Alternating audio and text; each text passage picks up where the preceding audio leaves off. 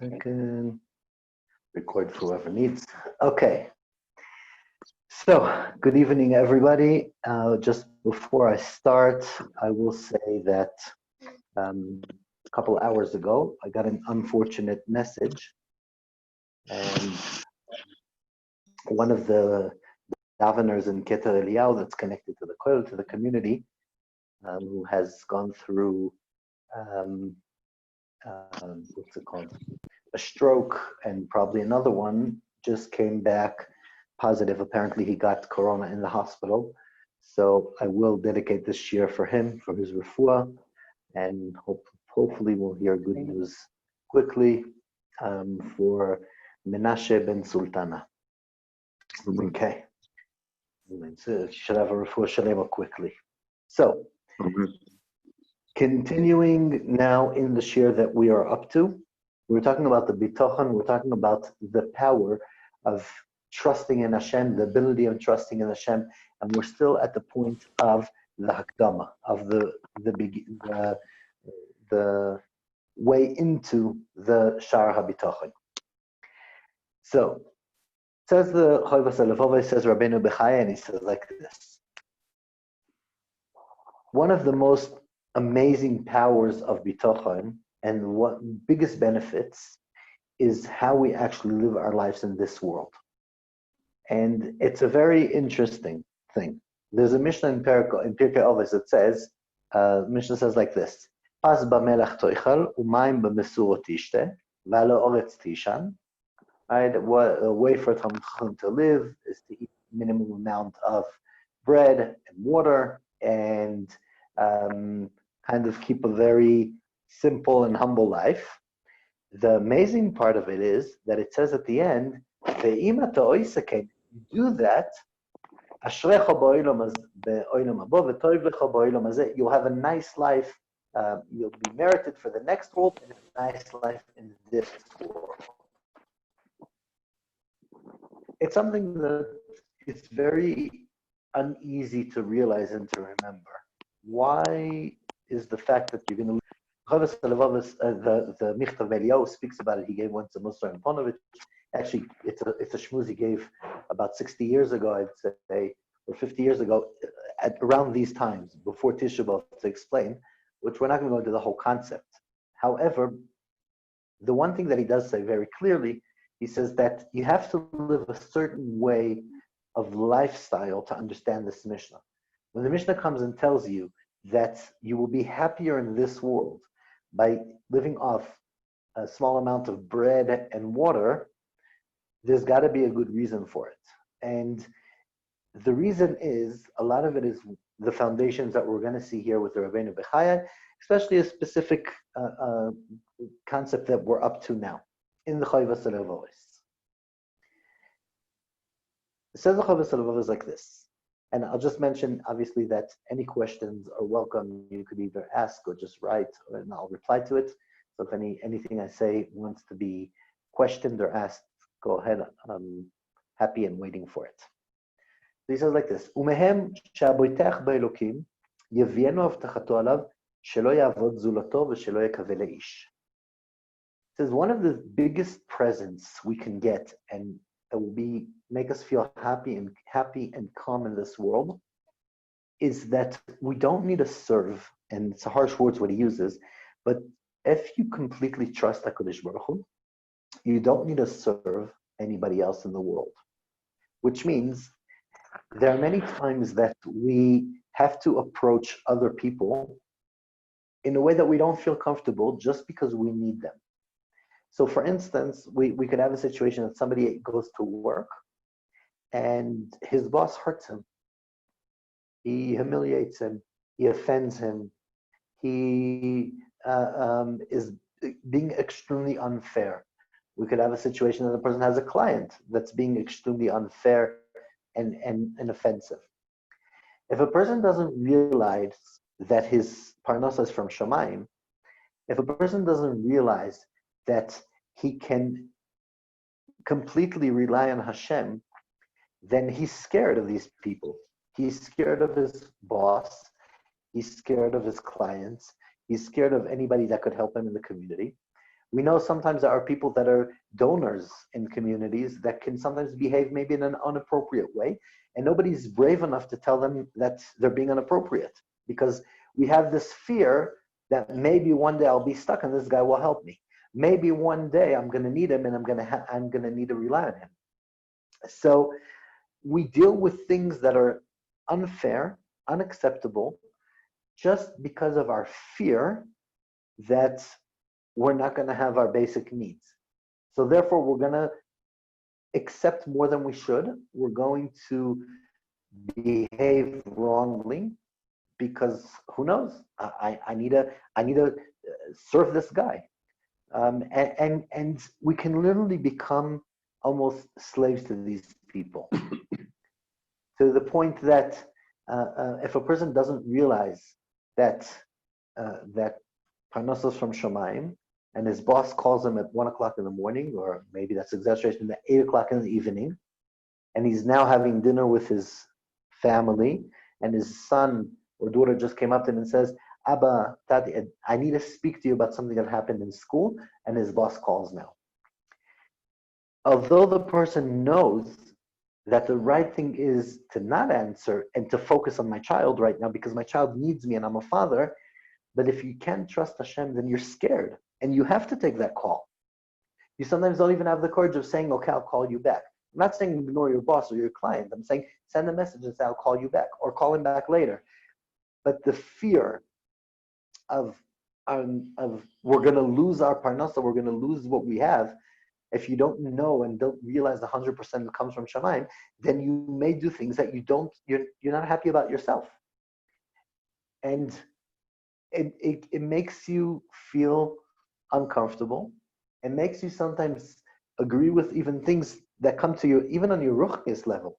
Somebody comes and says to you something that on your religious level, he makes you feel very uncomfortable.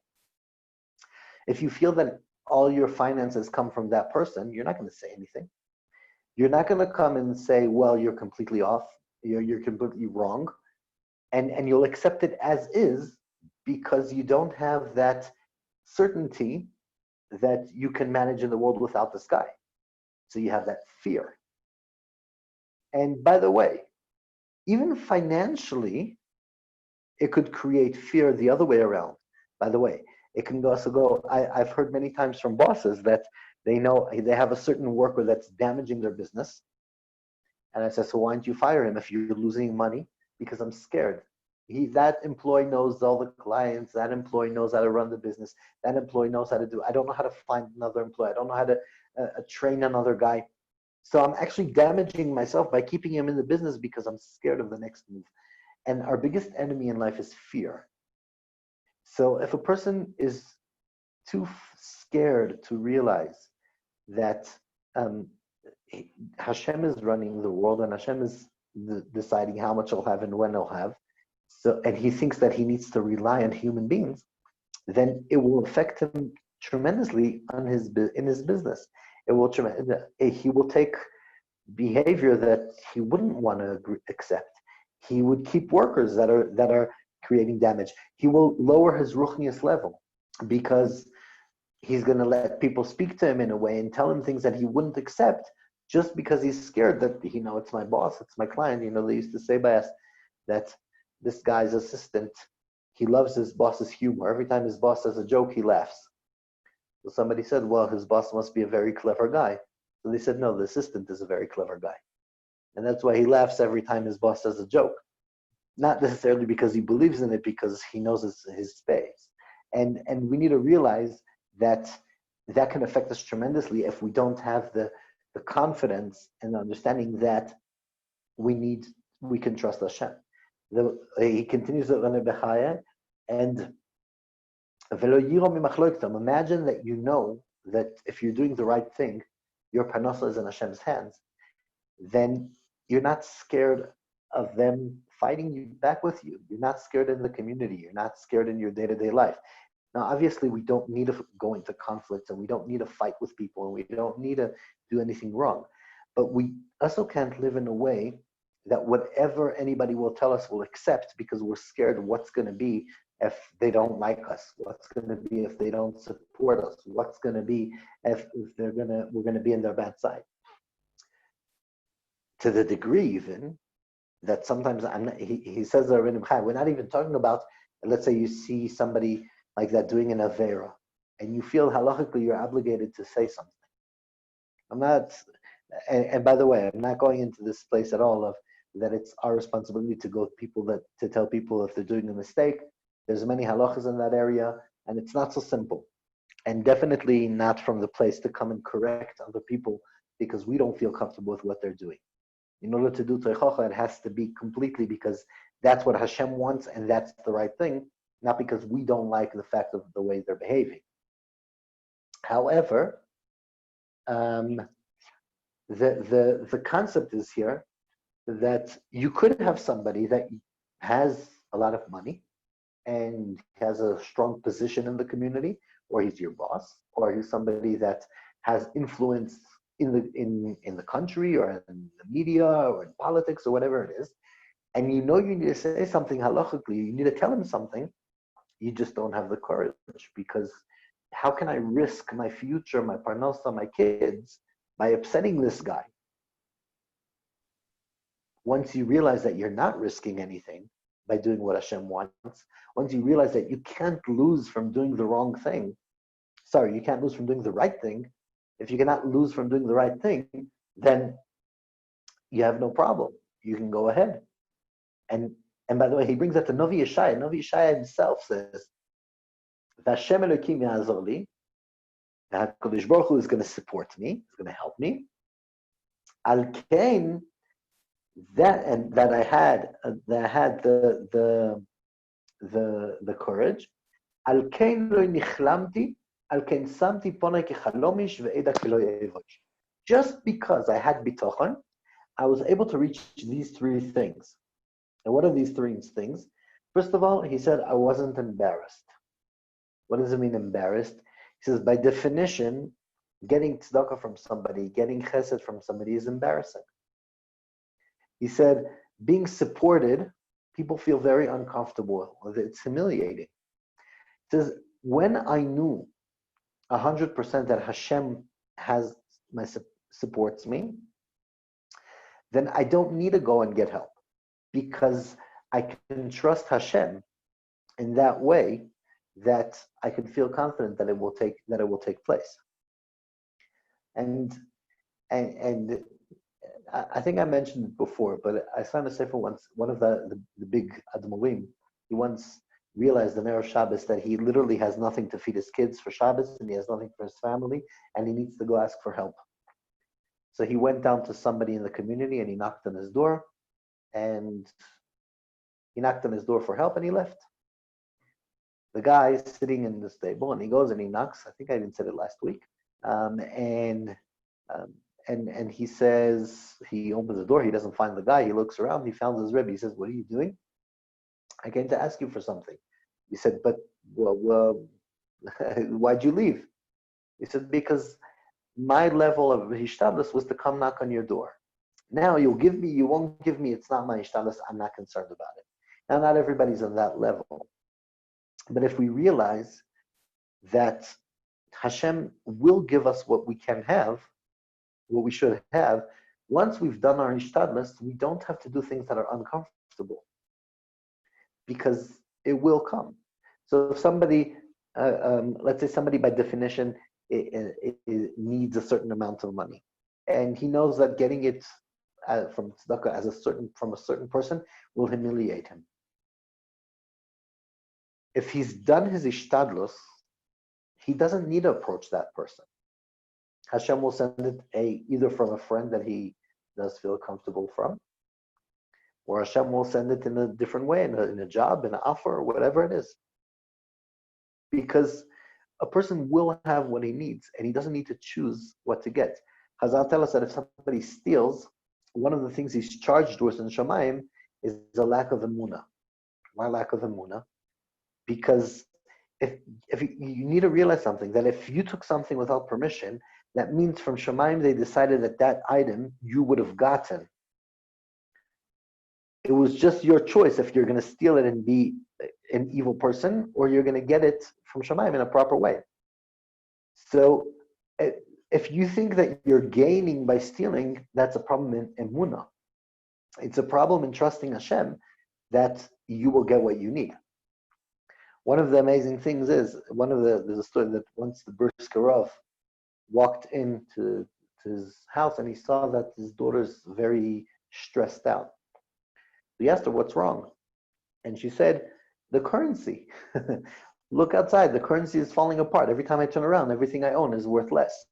I don't know what's going to be financially. Literally, the money's losing value consistently. The Brisker told her, I don't understand, he says. It doesn't say anywhere that on Rosh Hashanah is decided how much money a person will make every year. It says,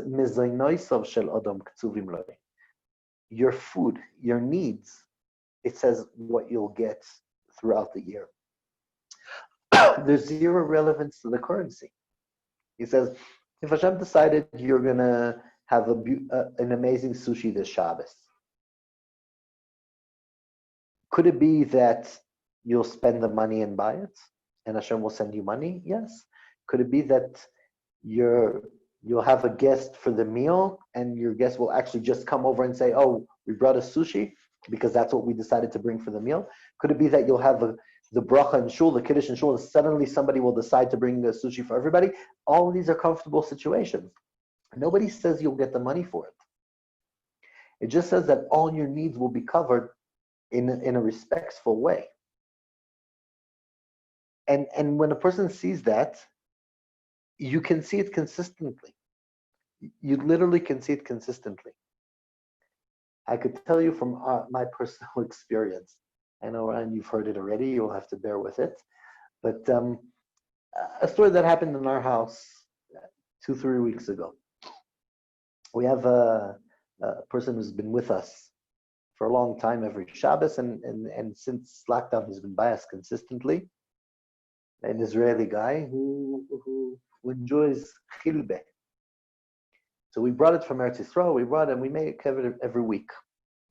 And sky's closed and everything's not around. And the amount is getting less and less and less. And my wife was starting to say, maybe we should save a bit and we should have smaller amounts and not everybody will have. So this guy will have longer and longer. And then she said, no. We're going to make for every Shabbos normally, and if Hashem wants him to have, he'll have chilve. If not, not. There's no question about it that whatever Hashem decides, that's going to happen.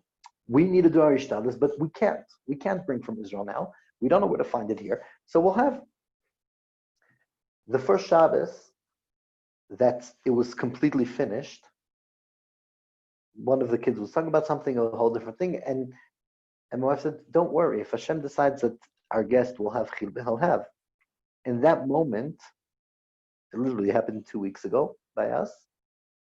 3 weeks ago, the second thing happened 2 weeks ago. The bell rang, and it's a person who ate by us Shabbos meal about, I'd say, a year ago. And he had a taste of chilbe. And he said, I found some chilbe somewhere, and I made chilbe for Shabbos, and I remember that 2 years ago or a year ago, I ate it by you, and I wanted to give you to taste from what I made. And we had that perfect amount. So we're laughing that nisim don't happen twice. But the Shabbos afterwards, our guest specifically said that somehow he found himself in a shop of Indians, and he was looking around, and he caught his eye that there's a big amount of chilbe being sold there, and he bought a big amount, which means that he still had his chilbe every Shabbos consistently, even when it finished. Now, for the 6 years that we live here in South Africa, we never found a place to buy it here. When it was finished and there was no solution and our guest wants it, we found it. And not because it's an amazing story, it's consistent with when a person deserves something and he can rely on Hashem, Hashem will give it to him. And if he won't, then he doesn't deserve it. He won't be getting it. And if he won't, then it won't help to do anything else. So many times we plan things and they just don't happen. So many times we decide we need to make something and the solution comes from a different place. I mean, I've heard this many times. I'm not a fisherman, so I never checked it scientifically, but I've heard it many times. And if there's anybody who has information about it, please tell me. But it's brought down in a few places I've seen that a fascinating thing that when you see if you ever catch a big fish and after you fish it and you open it and you find the smaller fish in, you always see that the smaller fish is head first. And it doesn't make sense in any way, because if the bigger fish is chasing the smaller fish, then he should be head facing out, not head facing in. How could it be that the bigger fish is eating the smaller fish? How could it be that the bigger fish is eating the smaller fish from head first when he's chasing him? And I saw in a few places that it says that that's exactly the case. The bigger fish is chasing the smaller fish, and he doesn't get him. Because if he would catch him, then he can actually kill himself and hurt himself by cutting himself from the how do we say, snapir, I'm sure you all know what the fish has on it. But therefore it has to be that he catches him the other side first, so he doesn't hurt himself. So what Hashem does is that this fish is doing his ishtadlus and chasing this small fish, and eventually, by mistake, a different small fish will just swim in. Because there's no connection necessarily. I mean, there is a direct connection because the fish has to do it, but it's not the same one, the hishtadlus and the parnassa. And so many times a person does hishtadlus in one area and Hashem sends him from a different area. And that's why a person doesn't have to be embarrassed and scared. One of the stories I heard here, in South Africa, there's one of the people I learned with, he was very, very close to Moshe Sternbuch when he was here. So one of the things we did was we actually, from time to time, he would sit with me and he would tell me stories that he saw, interesting halacha psakim or interesting stories that he saw firsthand from Moshe Sternbuch, and I wrote it down for him in Hebrew. So one story he told me that Moshe told him that there was, during the war, during the Second World War, there was tremendous hunger in yeshiva.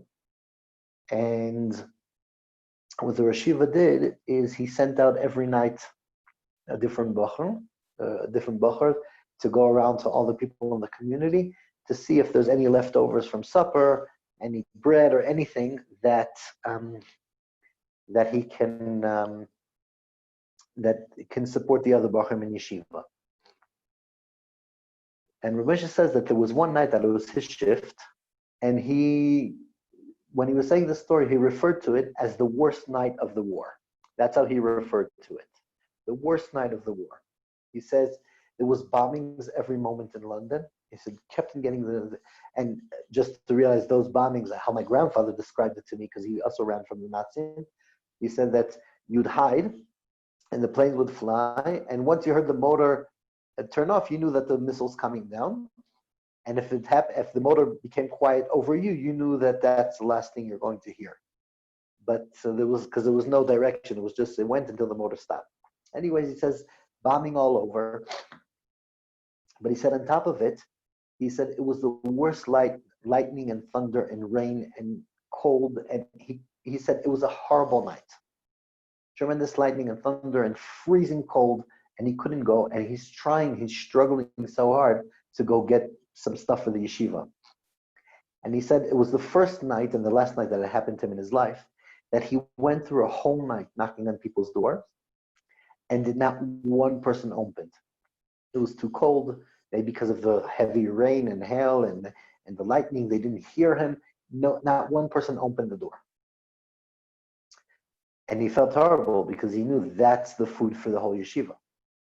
So Moshe says he didn't know what to do. He tried his best. He went, eventually it's already too late. You can't knock on people's doors anymore. So he gave up. But he literally went the whole hours that he was able to, he forced himself to go in the worst situation. Nothing happened. In the morning, he says he decided he's not going to daven in yeshiva because it was extremely embarrassing. The thought that nobody's going to have food today because he couldn't collect in his time. So he's like, should I daven? Should I not daven? He said, you know what? I never missed davening in yeshiva before. That's what Rabbi Sternbuch says. He says, I wasn't going to miss again for this embarrassment. So he said he'll go daven, and instead of davening in his regular place, he hid by the Ezras Nashim, by the door. And he said, as soon as davening's over, I'm just going to take off my tefillin and run out. He says that was his plan, and he's davening there on the side, very embarrassed, very nervous. And eventually, davening is coming to an end. He says during the last Kaddish, at the last Kaddish, the Rosh Yeshiva walks straight towards him. And the second davening is over, the Rosh Yeshiva is standing there in front of him. He says he doesn't know where he's about to bury himself from the embarrassment. The Rosh Yeshiva takes him and he says, Moshe, what incredible, amazing work you did last night. And he says, like, what, is the Rabbi trying to hurt me? Like, he couldn't understand what's going on. Felt extremely embarrassed. And he said, well, what does the Rosh Yeshiva mean? So he says, your Mesiras Nefesh last night was amazing. And really, you saved us all. You saved us all. He says, what is the Rosh Yeshiva talking about? So he says, I was sitting in the Beis Medrash and learning at about 11 o'clock at night, 12 o'clock at night, so the Rosh Yeshiva says. And one of the richest guys in the community walked in. And he said, you know, it's very stormy outside and very wet. And I realized that the yeshiva is having a tremendous difficulty. And he pulled out a check and he gave a donation that could feed all the boys for a month in yeshiva. And the yeshiva said, I know that from the beginning of the war, nobody came to give me a donation voluntarily. It's crazy times during the Holocaust. Nobody has money to give out. And I realized that the fact that that person came into the Beis Medrash must be that the boy who's outside collecting now is doing an amazing Mesiras Nefesh. That's equivalent, the Ishtadlus and the Mesiras Nefesh he's doing is equivalent to a month's food for the yeshiva. And I know that it's you. So obviously, I don't know what you did last night, but obviously, you did something so amazing that brought that donor to give me so much money for the yeshiva, so thank you. And remember that the beauty of the story is that the Rosh Yeshiva it was so clear to him, to the Rosh Yeshiva, that the Ishtadlus and the outcome is linked directly. However, it doesn't come from the same place. There's no guarantee that what we actually do will bring the result. It's one thing what we need to do, because that's our obligation, and it's one thing what comes in. And that's what the Novi says. The only way for me to not get support from where I don't want, or be strong enough to give teichacha to somebody, or to be strong enough to not be, or to know that I won't be embarrassed with anything, is only because I trust Hashem. Otherwise, a person cannot have control over himself, because we always have that fear that what's going to be if I don't have what I need. So what actually is running our lives is our fear and our stress, and not in any way the reality of our work, and not in any way of what we need.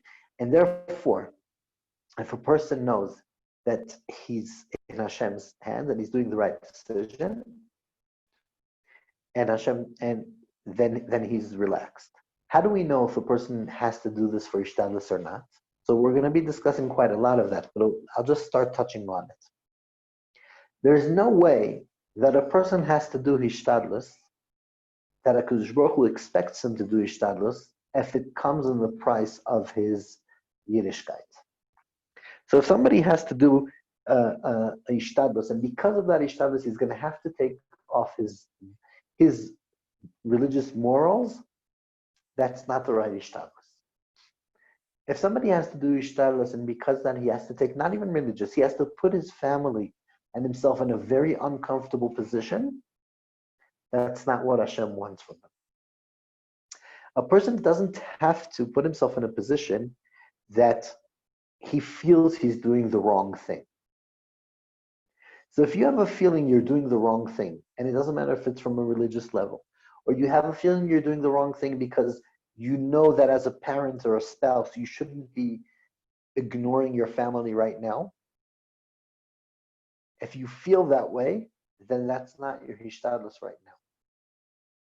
Because there's a lot of times that unfortunately we have to ignore our families because we're at work, but then we feel that we are doing the right thing. And we feel that, you know what, I got to work. And that's fine because a person has obligation to work and to bring parnassa. But if you're feeling uncomfortable with something, that's a sign already that you're crossing the line of what you're supposed to be doing. Because if parnassa is ishtadlus, parnassa is only your obligation to work, then there's no way Hashem tells you to do it instead of something else that he told you to do. For instance, we know that people, even if we take the concept of working on Shabbos, right, which is a very big, a very big discussion. I remember that once I was many years ago, I was involved in a project in Shaar in Israel, and there was a guy, was a Russian guy. He had a genius brain in numbers, an accountant, and he came to me and he says, "I have a brilliant idea." He tells me, "I'm about to stop all the businesses in Eretz Yisrael from working on Shabbos." And I says, I told him it sounds amazing. Well, what's your plan? And he said, very simple. He says, I'm an accountant. So what I'm going to tell them is that any business that closes on Shabbos, they should give me all their books of the past 2 years that they were open on Shabbos, and then give me the books from after they closed. And I guarantee that any money they lost from working on Shabbos, I'll pay them. So I told him, and where do you have that money from? He says, I don't need that money. I just learned, my Rabbi just taught me in yeshiva that if a person works on Shabbos, he doesn't make any money. So I have no problem. I'll tell them, and then I'll show them on their books that they're not making any money. I told him, 1 second, before you run, you got to go ask a big Rav. I was too young then to tell him. Of today, I would say, but I told him this is how what my concern is. And then one of the Gedolim told him that's exactly the concern. It doesn't say anywhere that a person that works on Shabbos won't get money for it.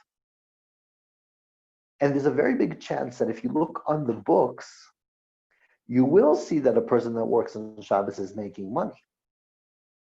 What it says is that there won't be a benefit from it, because that's not ishtadlus. Now, for us, making money for us, it's not about earning money, it's about a budget. I mean, I'm not big in numbers, but the people that are would tell you that it also depends, making money doesn't depend only on how much money you're making, it's also how much money you're spending. Now, how much money you're spending is completely, for me at least, completely unpredictable. I've seen that months that I've made more, sometimes my kids have needed a dentist. Months I've made less, but their teeth were fine. I don't think it's a coincidence. Our expenses are not necessarily the same month, every month the same thing, because that's exactly the point. And if somebody works beyond the ishtadlus, then many times what will happen, he'll make money. There's no question. He works on Shabbos, he'll make money. He'll make a lot of money. However, suddenly all these expenses that he didn't know about or didn't plan suddenly can happen. I remember myself when one of the first things that we saw, I remember this, I'll never forget this. Not everybody is zoicha every time to see a story like this, but I don't know, we had the opportunity. But it was, we used to sit on Chol HaMoed. My father all the years worked very, very hard. He had a whole bunch of schools. He was massive in education in Israel. The only time we really had to enjoy with him was Chol HaMoed. So we're sitting one day, Chol HaMoed, my brother was 16. He just got his in Hebrew it's called ma'ar. Now he can give first aid if somebody faints or I guess needs a plaster or something. So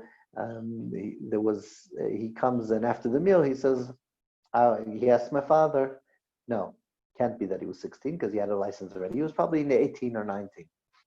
And he asked my father, he just just got his license. He asked my father if he could borrow the car. My father said, where are you going? He says, I'm going to, there's a certain concert, and they asked me from Mada, if I go secure it, they're going to give me 500 shekel. And my father said, you know you won't make money from working in Chol HaMoed. My brother said, yeah, I will, because they just told me that if I go, they'll give me 500 shekel. And my father said, yeah, but you don't make money if you go work in Chol HaMoed. And he said, Abba, with all the respect, if I go and my boss and the head of Mada promised me 500 shekel, then I will be getting 500 shekel. And he called the guy and he says, when am I going to get the 500 shekel? And he said, I have it in an envelope, I'll give it to you. So he left and he says, you see, Tati, I'm coming back with 500 shekel. And my father said, enjoy, that's fine. I'm just saying that you don't make money from working in Chol HaMoed. And he was this young teenager, he said, okay, we'll see. Now, it doesn't always work this way, but this is what happened then. We get there, and he goes to the concert, and he says he does his job, he makes sure everybody's safe and healthy.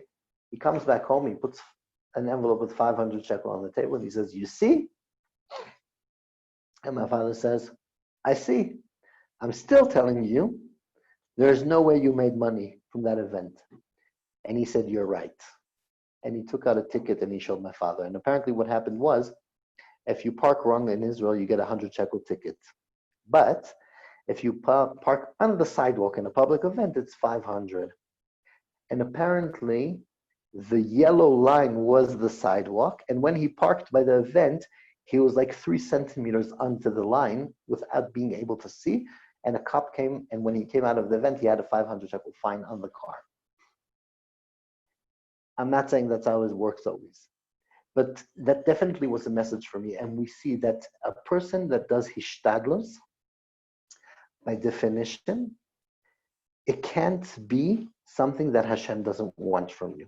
And if the Torah says that working on Chol HaMoed is under certain conditions, if you need the money for Yom Tov, if you're going to lose your clients and you have no choice, if it's davar ovid, there are times you're allowed to work on Chol HaMoed, but not for no reason and just for the fun. Yes, if you have a business and you have responsibility, then you work on Chol HaMoed. What can you do? But whatever it is, a person has to work within the restrictions of the right hishtadlus. If he doesn't do it that way, it just doesn't work. And therefore, that's what the next in Halevavos says. And he says very clearly that if somebody has Habitachon in Hashem, he can take away the fear of communication with other employees, the fear of communication with clients. Nobody can scare him, not in the community, not of his clients, not of his boss, because he does the right thing. And he's respectful and he behaves properly. And if the boss wants to be obnoxious, or his client wants to, or somebody in the community who you have nothing to be scared of. And that's one of the biggest things that a person, that if he trusts Hashem, he can deal with his fear and he can become much more successful, because he just needs to do what he needs to do. He doesn't need to be scared. I just want to take, I don't know why, but my Rabbi always used to say that if a story comes to mind while you're speaking, it's from Shemayim to say the story, even if it's not on the direct topic. And somehow while we're talking, it just hit me, and I feel I do want to say it, although we're supposed to be ending in 2 minutes, so feel free. It's going to be a bit off the topic, so if you want to, we can end, or if anybody wants to send in a question. But I'll just add one thing because it's similar. And one of the it's a fascinating story to do about our obligation to do what's the right thing to do, and it's a massive thing in chinuch. I read a story, and I heard it from a father-in-law, heard it from somebody who knows, and I also read it not long ago. There was a young boy who unfortunately grew up in Bnei Brak in school, and unfortunately he went off the derech. and he went on a very long journey and very far from his religion. And the one time, he, for a very long time, his father kept on saying, why don't you come to us for Shabbos, come be with us, come enjoy Shabbos with us. And he wasn't interested. He eventually reached the point that he was about to get engaged to a non-Jewish girl. And his father tells him, do me a favor, before you're getting it, just come to me one Shabbos. You're still single? Come to me one Shabbos. And he says, but Abba, will you accept me as I am? He says, yes. He says, but you know I smoke on Shabbos. Smoke on Shabbos, he tells him. But I'm going to talk on my phone. Talk on your phone. And this child came to his father on Shabbos, and he challenged him. And in the center of Bnei Brak, he went out to the merpeset, he went out to the balcony, and he smoked, and he spoke on his phone, and his father didn't say one word. And the whole Shabbos goes through, and the child is calming down. And eventually, right before Mincha on Shabbos, his father says, you know that I go every Shabbos to learn with to Rav Steinman's Shaar. Maybe come with me. And the Bachar said, you know what, fine, I'll come. And he goes with him to Rav Steinman, and after the Shaar, after Mincha, his father, everybody goes to say good Shabbos, and his father introduces him to Rav Steinman. And as he introduces him to Rav Steinman, he says, yeah, this is my son. And Rav Steinman starts speaking to him, and he says, I'm not going to go into the whole conversation because we need to end. Don't want to go too much overtime. And they get to this point that Rav Steinman starts speaking to him, and he tells him, the one sentence he tells him, no, so how are you doing? He says, he tells him where he's at. So he says, I have a question. In the last 2 years that you were Machal Shabbos and did everything, did you ever have one time or moment that you said, I shouldn't be doing this? And the Bachar said, honestly, of course I did. And Rav Steinman went on, he says, Bal Tshuva, it's amazing that you have charata and you have tshuva for that one moment. I admire you. I went on a long journey and he changed his life.